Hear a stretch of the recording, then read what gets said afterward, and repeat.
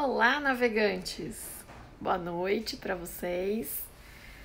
Bom, já tem bastante gente aqui e aí eu separei uma live com uma sugestão de tema que eu acho que é uma coisa diferente, tá? Eu separei a live para falar sobre duas técnicas de imagem que o pessoal fala muito e sabe muito pouco. Falar sobre contraste de microbolhas, então contraste de ultrassonografia, e falar sobre elastografia. Bom, então vamos começar falando sobre contraste de microbolhas. Como o próprio nome está dizendo, né, ele é baseado em bolhas de ar que estão contidas por uma concha, como se fosse uma cápsula de uma substância inerte. Tá? Essa substância ela é totalmente inerte em termos biológicos e essa substância ela não é absorvida e nem metabolizada pelo rim, pelo fígado, nada disso, tá? Essas microbolhas, elas são menores do que o tamanho do diâmetro de uma hemácia, tá? Esse contraste, por conter bolhas de ar, então muita gente acaba perguntando, puxa, mas bolha de ar não vai dar embolia, porque o contraste é um contraste venoso. Não vai dar. Por quê? Essas bolhas de ar, como elas são menores do que o diâmetro de uma hemácia, então não tem como virar um trombo, por exemplo, de bolha, né, uma embolia. E pelo fato dessas bolhas de ar estarem rodeadas por uma cápsula fina de uma substância inerte muito delicada, essa substância ela é tão delicada que quando qualquer outra coisa que tiver do lado de fora fizer uma pressão um pouquinho maior sobre essa cápsula se rompe, tá? Tem gente aqui falando nanotecnologia, exatamente, nanotecnologia. Tá? Essa cápsula se rompe quando ela chega a nível dos alvéolos durante a troca de gases, né, de oxigênio e gás carbônico, ela vai junto com o sangue, chega na pontinha lá dos alvéolos e durante esse momento de troca gasosa ela se rompe. E aí esse gás ele é liberado junto com o gás carbônico, né? Ele é gás carbônico também, né? É uma parte de gás ali carbônico, e esse gás é liberado na respiração. Então ele não tem perigo nenhum de anafilaxia, ele pode ser utilizado em animais que tenham, por exemplo, uma doença renal crônica, animais que tenham algum histórico de anafilaxia por anestesia, tá bom? Bom, e como é que ele funciona? Por que ele vai contrastar? A ultrassonografia, a gente sabe que é baseada na propagação de ondas sonoras. E a gente sabe também que o gás, ele reage, né? Ele reage à passagem da onda sonora, modificando intensamente essa onda, refletindo intensamente essa onda.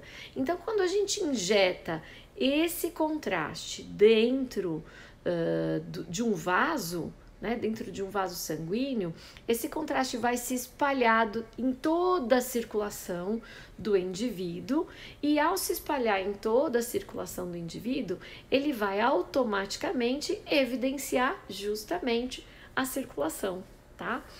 Bom, como é que vai ajudar a evidenciar a circulação? Já não tem o Doppler que faz isso? Sim, o Doppler ele tem uma outra tecnologia, é um sinal que caminha dentro da onda sonora e tem uma série de limitações técnicas, porque ele é um sinal mecânico também, tá bem? Com relação ao contraste de microbolhas, ele se espalha no organismo inteiro, né, seguindo a rota do sangue. Então, quando a gente injeta na circulação, em alguns segundos, pelas artérias, vai chegar esse contraste ele vai se espalhar no órgão inteiro e depois dele chegar na periferia do órgão, esse contraste vai ser drenado pelas veias, como acontece com qualquer coisa que chega num determinado órgão e sai, como qualquer nutriente, né? Seguindo a circulação. Daí, existe um valor de normalidade, digamos assim, de lavagem, né, desse contraste dentro do órgão, dele chegar, preencher o órgão inteiro e sair. Então, existe um valor normal de velocidade para acontecer isso. Quando esse órgão possui, por exemplo, algumas lesões focais, e essas lesões focais a gente fica na dúvida se essas lesões são benignas ou malignas, essas lesões focais, conforme a sua constituição, conforme a sua benignidade ou malignidade, ela vai ter uma constituição diferente em termos vasculares, tá? E justamente por conta disso, essa vascularização dessa estrutura, que, por exemplo, é uma estrutura, uma lesão focal benigna, ela não vai se preencher com o contraste de forma diferente do que acontece com o restante do parênquima. Porque, em geral, as lesões benignas, elas não modificam muito a vascularização da região, tá? No entanto, quando a lesão é maligna,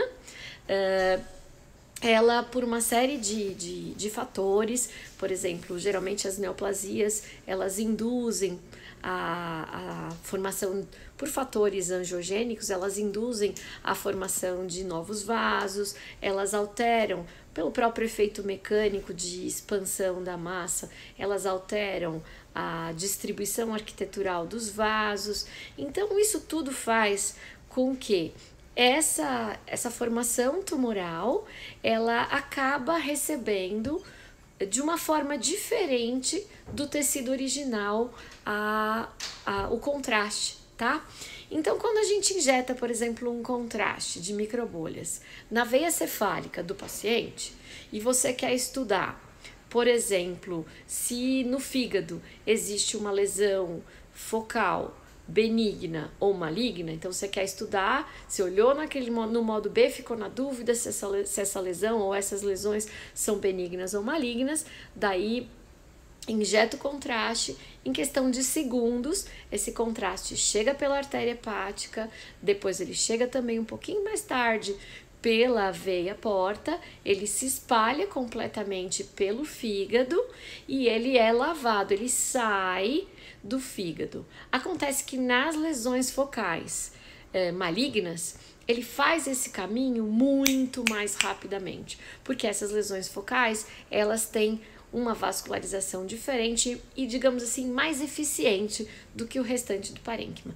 Então, a gente consegue, através do contraste, de uma forma contrastando negativamente, né, a lesão focal fica menos contrastada, muito mais rápido do que todo o restante do parênquima, tá? Então é assim que funciona. Existem valores de medida de velocidade, de intensidade, a gente filma para poder saber exatamente quais são as fases. Essas questões são um pouquinho mais técnicas, eu não vou entrar tanto no... Bom, e aí isso é bacana, né, porque a gente consegue uma acurácia, dependendo do trabalho na literatura, eles falam que a acurácia para esse diagnóstico, ou seja, para diferenciar uma lesão benigna e maligna, a acurácia do contraste por microbolhas pode variar mais ou menos de 64% até 80 e tantos por cento, tá? Então depende muito do trabalho que vai basear. Tem uns trabalhos que puxam um pouquinho mais a sardinha para o lado do contraste, daí vai chegar lá nos 80 e tralalá, quase 90% de especificidade. E os contrastes que puxam um pouquinho mais a sardinha para outras técnicas chegam a falar em 64%. Daí tem gente aqui perguntando, é fácil encontrar esse contraste? Tem alguma contraindicação? O contraste não tem nenhuma contraindicação. O contraste, ele é comprado, ele é vendido aqui no Brasil por uma empresa, eu não vou falar o nome da empresa, mas se você colocar na internet você vai achar, tá? Bota uma googada lá que você acha esse nome dessa empresa. Só que tem um problema, ou digamos assim, não é um problema, é uma limitação técnica, tá? Lembra que eu estava falando no começo, explicando sobre a técnica, que esse contraste, ele é uma bolha com uma cápsula ao redor muito delicada. E essa cápsula é tão delicada que a simples troca gasosa que acontece a nível dos alvéolos já é capaz de estourar essa cápsula. Então, acontece que se você usar o equipamento de ultrassom normal, o que acontece? Esse equipamento de ultrassom, as ondas sonoras, se vocês sabem um pouquinho da parte física, sabe que onda sonora é uma onda mecânica que se propaga interagindo com as moléculas do meio no qual ela está caminhando, tá? Então, quando ela se propaga, para essa onda sonora se propagar, ela vai mexer na molécula na qual ela está se propagando. Ela vai contrair e expandir, espaçar entre as moléculas, criar um espaço entre as moléculas. Então, esse movimento mecânico de propagação da onda, ele pode ser mais forte ou mais fraco e tem um valor medido desse movimento, tá? Esse valor medido desse movimento se chama índice mecânico. E aí, para a gente trabalhar com contraste por microbolhas, o equipamento precisa ter um software específico para mudar esse índice mecânico, usar um índice mecânico bem mais baixinho. Esse índice mecânico mais baixinho vai fazer com que essa bolha, né, esse contraste não estoure, porque o índice mecânico que nós utilizamos normalmente no modo B, na ultrassonografia convencional, ele vai fazer com que essas bolhas estourem antes do tempo, entendeu? Daí, se essa bolha estoura antes do tempo, o resultado não fica tão confiável. Então, tem gente perguntando aqui, bom, se o contraste é tão legal, por que ele não é usado na nossa rotina? Na verdade, ele é usado muito na rotina médica, mas não é usado ainda na rotina médica veterinária. Por quê? Porque, não sei se vocês sabem, mas cerca de 70% a 80% dos ultrassonografistas veterinários no mundo inteiro trabalham com equipamentos portáteis. E a gente ainda não tem equipamentos portáteis acessíveis economicamente com esse tipo de software. Então, a gente não pode utilizar o contraste e confiar no resultado de um estudo contrastado se a gente não tiver esse software, entendeu? Mas tem notícia boa, né? O que é? Que esse software, ele já foi muito caro. Esses equipamentos já foram mega caros. E hoje em dia, esses equipamentos estão muito mais baratos, né? Então eu acredito que da mesma forma como quem faz ultrassom aí tá me escutando, sabe que quem faz ultrassom há mais tempo, lembra como era mega caro um equipamento portátil de ultrassom e a gente não tinha tantas opções. Hoje os equipamentos de ultrassom portáteis, eles estão bem mais acessíveis. Isso acontece o tempo todo com a tecnologia da informação, né? Então, eu acredito que em menos de 5 anos nós estaremos com equipamentos que serão acessíveis economicamente para os veterinários ultrassonografistas e aí a gente pode passar a utilizar esse método, que é um método muito eficiente na diferenciação das lesões focais benignas e malignas. E não só para isso, né? Ele tem estudos aí mostrando que é utilizado também, não só para diferenciação de lesões benignas e malignas, mas também é utilizado para você conseguir ter uma ideia, por exemplo, de perfusão renal, né? Do quanto o sangue está entrando, quanto o sangue está saindo, coisa que a gente não tem na ultrassonografia convencional e nem com outros softwares associados, como por exemplo com o Doppler, também a gente não tem essas informações, tá? E aliás, falando em Doppler, quando a gente associa o método Doppler ao contraste de microbolhas, a sensibilidade à detecção do sinal Doppler fica muito mais forte, tá? Então aí a gente consegue inclusive informações Doppler velocimétricas com maior precisão quando a gente associa junto com o contraste de microbolhas. Bom, espero que vocês tenham gostado aí da parte do contraste que a gente está falando de microbolhas. Agora eu vou falar um pouquinho sobre a questão de outra técnica que o povo tem falado bastante e que parece que já tem alguns equipamentos, inclusive equipamentos portáteis com softwares associados, falando sobre elastografia, tá? Bom, o que é elastografia? O nome já está dizendo, né? Elastografia é um método de ultrassonografia associada a um software que mede a elasticidade do tecido, a dureza do tecido, a capacidade que o tecido tem de reagir a uma força sobre ele e voltar ao seu formato original. Tá? Então isso é o que o software de elastografia faz. A maneira como esta força é aplicada junto com a ultrassonografia, né, com a onda ultrassonográfica, é que modifica de acordo com a técnica Doppler, com a técnica elastográfica, tá? Nós temos vários tipos de elastografia.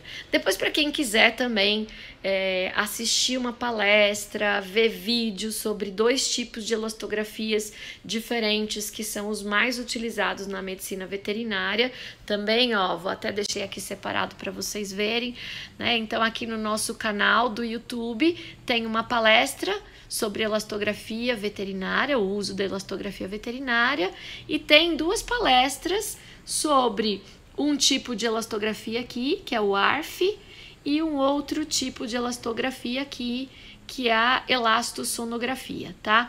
Então tem os 2 tipos de elastografia aqui mostrando para vocês como funciona. Só entrar lá no nosso canal do YouTube, que aí vocês vão ter a palestra inteirinha para vocês olharem. Então vou dar uma resumida aqui como é que funciona esse lance da elastografia. Hoje em dia, a elastografia utilizada na rotina veterinária, ela, por conta de ser a mais barata, a mais sensível, que tem em alguns equipamentos de ultrassom, inclusive equipamentos portáteis, é a sonoelastografia, ou a elastografia colorida, ou a elastografia freehand. Por que freehand? Essa força que eu falei para vocês, que é um software que vai medir a resposta de dureza do tecido a uma determinada força, na sonoelastografia ou na elastografia colorida, a força é realizada pelo operador durante uma manobra de compressão com o transdutor. Então, vocês já viram que isso daí pode ser uma força que não é uma força tão igual à medida em que a gente faz a força com o transdutor. O operador precisa ser treinado, existem outros softwares que estão associados para poder ter uma resposta adequada e você poder escolher qual foi a onda correta de impressão de força sobre aquela região, enfim. E daí esse equipamento, ele vai medir essa força e vai transformar a resposta dessa força, daquela área que você está estudando, em um mapeamento de cores, tá? E ele vai mostrar qual é a região que respondeu se modificando mais, ou seja, é uma região mais mole, mais suave e se modificou muito, ou é uma região mais dura e que não se modificou muito a compressão durante essa execução da força, tá? E aí você vai me dizer, ué, mas então se serve para medir a dureza dos tecidos, o mais interessante seria, por exemplo, talvez mensurar o quanto de fibrose tem no fígado, o quanto de fibrose pode ter no rim, o quanto de fibrose pode ter em tecidos músculo-esqueléticos. Sim, é utilizado e super utilizado para isso, tá? Essa é, na verdade, uma das principais utilizações, inclusive na medicina veterinária. Em equinos, é bastante usado hoje em dia como um valor preditivo para a ruptura de ligamentos de tendões. Então é bem interessante, né? Porque a gente sabe que alguns animais de exercício, de corrida, eles são mais predispostos a esse tipo de situação por causa justamente da fibrose. E no fígado, com relação à fibrose, porque também existem medicamentos que podem, dependendo do grau de fibrose, estacionar a fibrose, melhorar a situação do fígado e depois de um determinado ponto de fibrose já não tem muito mais o que fazer, né, com relação a melhorar isso ou só paliativo. Bom, a questão, né, é que não é só utilizado para medidas de fibrose, né? Então, o que se descobriu? Que em termos histopatológicos, quando a gente analisa, por exemplo, uma lesão focal, tumoral, a constituição dessa lesão, dependendo do tipo de tumor, você vai ter uma maior quantidade de ou um processo fibrótico, ou um processo inflamatório, ou um processo necrótico. Então, esses três processos patológicos, quase sempre, eles estão sendo utilizados, estão acontecendo num tumor. Então, a partir do momento em que todos os processos tumorais têm algum grau de fibrose, mostra que se você tiver uma lesão focal e essa lesão for neoplásica, ela vai ser mais dura em relação ao tecido que está ao redor, que é o tecido original, é o tecido sadio, tá? Então, uma das aplicações da elastografia é justamente para a gente ver se a lesão focal é mais dura em relação ao tecido que está ao redor, tá? Então, ainda é uma utilização que está se estudando, existem respostas comprovadamente positivas no uso da elastografia, por exemplo, para detecção de tumor de mama. Ele é muito útil para detecção de tumores, diferenciação de tumores benignos e malignos na mama. Existem trabalhos na veterinária mostrando isso também, e existem trabalhos na veterinária mostrando outras aplicações e que a gente ainda precisa estudar um pouquinho mais para verificar se o uso desse software pode ajudar na diferenciação de lesões benignas e malignas em quase todos os tumores, tá? Então ainda nós não temos todas essas respostas. E quanto à limitação técnica da força aplicada pelo operador, né, com o transdutor, então também é uma limitação. Tanto é uma limitação que torna essa técnica muito subjetiva, e tanto é que na maioria dos protocolos médicos ela não existe mais, tá? Então, na ultrassonografia, na elastossonografia, os médicos já não estão mais fazendo trabalhos com esse tipo de elastografia. Eles fazem com outro tipo de elastografia, que é a chamada ARF, Acoustic Radiation Force Impulse, que é uma elastografia que independe do operador, tá? Então, nesse tipo de elastografia ARF, ou a elastografia por onda de cisalhamento, junto com a onda sonora, junto com a onda ultrassônica que o transdutor está emitindo, vai uma outra onda mecânica que, ao invés de se propagar de forma vertical, ela se propaga horizontalmente, e ela vai se propagar mais ou menos rapidamente, dependendo da dureza do tecido, tá? E aí existe uma medida de velocidade dessa onda, entre ela ser emitida, se propagar e retornar ao feixe sonoro, onde ela vai ser decodificada em um formato numérico de velocidade dessa onda de cisalhamento. Então daí isso fica muito mais objetivo, tá?